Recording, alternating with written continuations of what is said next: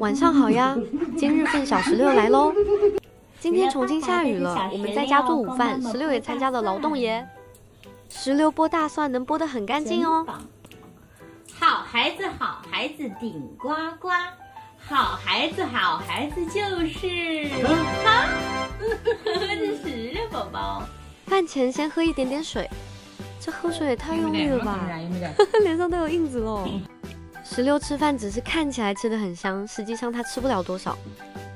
小16最喜欢的就是番茄味的食物，这顿吃的是番茄大虾烩饭，里面放了一些洋葱，洋葱16也是超爱吃哟。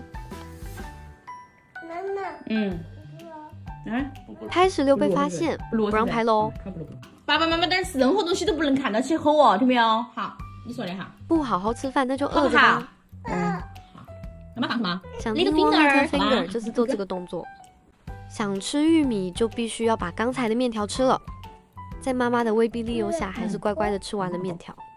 不得不说，有时候真的有点子生气。16爸爸宠16，但是不能没有原则耶。不好好吃饭，帮16找理由。16是很懂看脸色的，有爸爸在就是调皮捣蛋，吃饭就要吃火锅。爸爸在家也是吃奶奶想吃就吃，今天终于忍不了了，把16爸爸凶了一顿。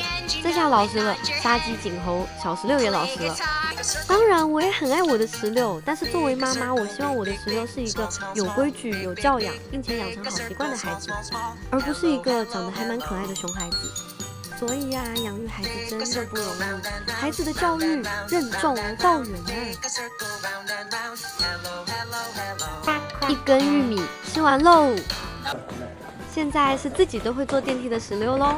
在电梯里不跳哈，外头跳。说不能在电梯里跳16，说蹦。回老家了，拿着哥哥以前的玩具不想了，还在研究。